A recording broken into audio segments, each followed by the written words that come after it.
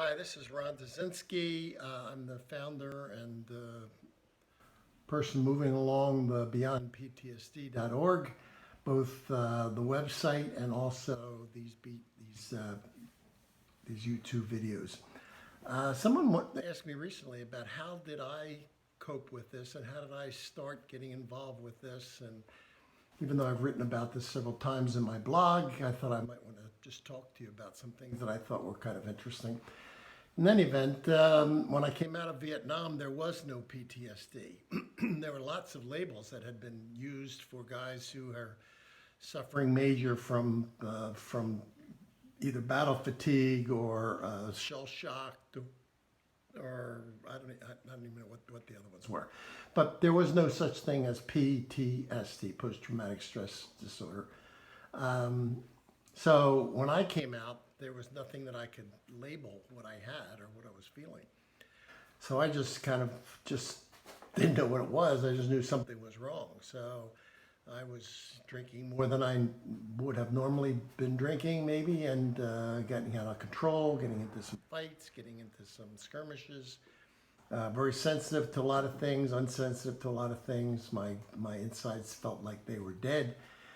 Didn't know what to make of it. I was trying to figure everything I could figure out to make it right. I thought everything once I got home was going to be bliss. Turned out not to be that at all, and I was finding I couldn't sleep well. I was drinking to get to sleep. I'd fall asleep and sleep kind of not very soundly because of all the alcohol that I was consuming, and I'd wake up and sweating and of nightmares that I was seeing over and over again, and but yet I don't know whether I wasn't paying attention or what, but I just kind of just was assuming this is just the way it was, and I just have to figure out how to get back to normal. And the only way that I could figure out what it was or try to figure out what to do, was to try to pinpoint what it was that was setting me off. Why was I doing things? And so I started really trying to journal to myself, because what I found is that people, although they were well-meaning, would eventually get tired of the way I was acting and kind of either avoid me or give me hey, get over it. You've been out of the military now for a couple of months. What's going on?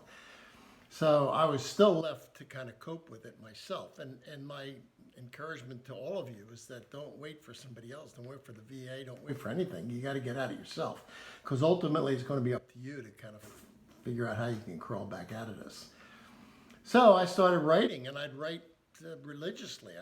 Every time something would happen, every time I get a strange feeling, every time something that I would react in a way that it was not normal for me, I'd write it down.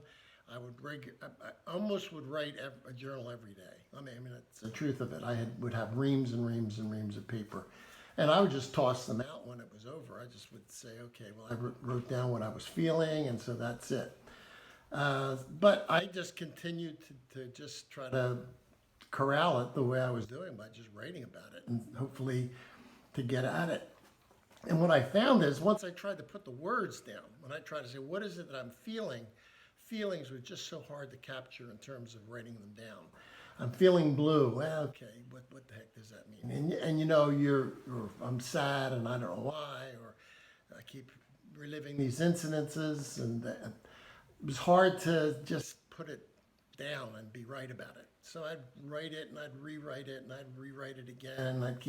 And every time I'd write it a little bit differently, and I started to see, no, that wasn't quite it. No, okay, that was more it, but still not it. And so I just kept writing and writing and writing about it. So now, I know that that's not right for everybody. I'm surprised that it isn't, but people go to therapy once a week and think that that's going to cure them. Well, in my case, I never did therapy. I never had anybody in my family knew anything about therapy. I came from a poor family. There was no therapy.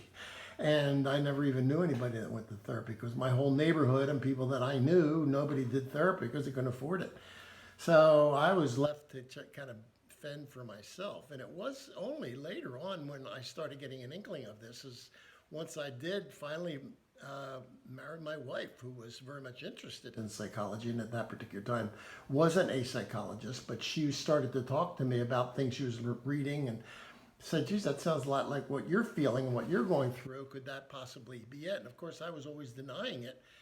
because I'm seeing PTSD as this crazed lunatic that was just frantic and manic and doing terrible things all the time. I didn't see myself as that, so I'm always denying that I had anything, and I just kept, just said, well, it'll go away, it'll go away, it'll go away, and it was faded a little bit, but it always had lots of its remaining trail in there, and lots of things that were still not meaning, and I'm talking about years are now going by. And so people ask me, well, when did you know you had PTSD? Hey, it took me a long time. And to be honest with you, I didn't 100% believe it until I actually went back to the VA. And that was only about maybe 15 years ago. So, I mean, they're the ones that made the judgment that I had. It wasn't me saying, yeah, I definitely got PTSD. So, and what was interesting to me, as I read about this and see this a lot, I kept thinking, hey, lots of guys had it worse than me.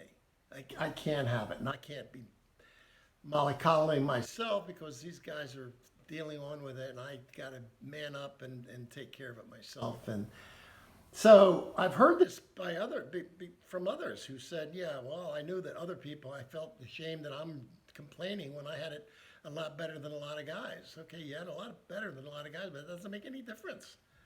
How you react to things and what you get is yours and yours alone. It doesn't have nothing to do with me. And if in fact you feel that, hey, you feel that. I can't say, well, you don't feel that. You don't even know what PTSD is. And I've heard people say this.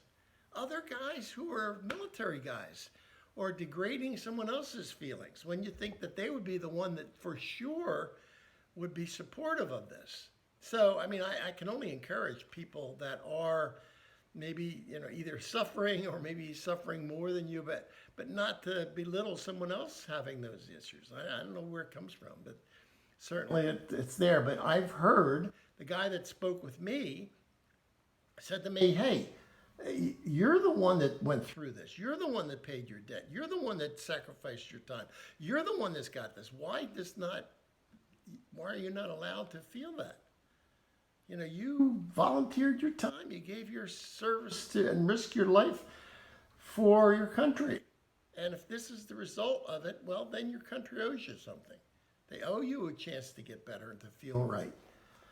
So you cannot feel guilty about it. So in truth, I kept denying it for the longest time, even though I kind of thought I was probably had it.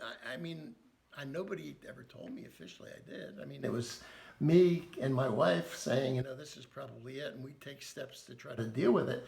But it wasn't that something went click, oh yeah, PTSD. It wasn't that way. I just don't, for me.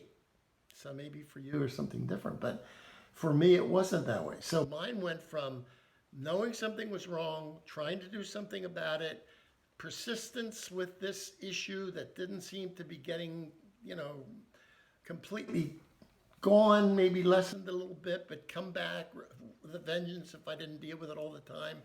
If I stopped writing for a couple of weeks or 3 weeks, thinking, oh man, I got this locked. I know exactly what this is, and I've got it under control. Man, before you know it, the thing would start to eat back at me, and I'd be back in the soup. So I will say to you that, if you feel like you have it, probably a good chance you do. I mean, if you want to be sure, go to the VA and check it out. That's something that you should have done anyway, because if in fact it is something, at least you have some access and some assets that might be available to you. Some people who are suffering from PTSD from another situation don't have the advantage that you have. Guys that, like for an example, these, all the floods and all the, the random murders and all that leads to terrible car crashes, airplane crashes, rape, abuse, all that, and they don't have access to the VA. They just are kind of suffering in silence and trying to figure it out. So the quicker you can get somebody to verify it, the better it's going to be for you. In the meantime, you've got this blog or this YouTube site where you can come over and complain, or I'm going to tell you where you feel like the VA has let you down, or what you're trying to do and it's not worked, that has worked. things that I'm hearing about all the time, there's all kinds of different things going on, and I'm going to talk about them pretty soon. But I just came back from a trip with my wife, who's a knitter. And one of the big things that she was hearing is that lots of people with PTSD are taking up knitting. No, I couldn't knit right now. I mean, as a matter of fact, I'm actually going to ask my wife to teach me. But, the reason is because you get mindful of the fact that you're in your body and you're concentrating on something that takes you away from all this, memories and terrible experiences that you had, and you're now putting yourself to the task of trying to do something. Heard about using dogs for that same purpose. I've heard about using farming for that same purpose. There's lots of other things that you can do. But the most important thing is you got to do something. Not nothing. Nothing doesn't work. Nothing will only keep you where you are and only get it worse. And the longer you wait for it, the more ingrained this is for you. It was like I just heard somebody talking recently about the terrible tragedies. And we're seeing tragedies like every other day, a major issue, a major problem, and pretty soon you start to, it's not, it starts to become like normal. Hey, this is not normal. Don't let it get normal for you. You should be fighting it all the time because you don't want it to get normal. You've got a family that needs you. You've got friends that need you. You've got your wife that needs you, your child that needs you. And they can't afford to have you drift off to acceptance land. You've got to attack this thing, keep at it, work hard to try to overcome it, and hopefully you will. But it isn't easy to identify. It has to be a professional that'll do it. It isn't going to be your wife. It isn't going to be your kid. It isn't going to be you. It's going to be a professional. It's going to say, from what you've done, and the symptoms vary. I mean, I could give you probably 25 different things that go on with different people I've heard. Not everybody has the same one. Not everybody has them all. So you may be lucky that you don't have some of the terrible things that I've heard of. But you may be unlucky in the fact that you do have PTSD. So let's let it go at that. But if you need to talk with me or consult with me, here's where you can reach me. We're always trying to get people to like us, because the more likes we get, the more followers we'll have, and that means the more people that'll pay attention to what we're trying to do. So come back as often as you can and see what's going on. I'm going to try to do a couple of these anyway a week, and things that either you've written about or I've heard about, or something that I think needs to be discussed. So in any event, I'm talking to you on a nice cloudy day here, not too hot, not too cold. But I love talking with you, and I hope I can make sense of it for you and get you on the road to feeling better. All right, talk to you soon. Bye.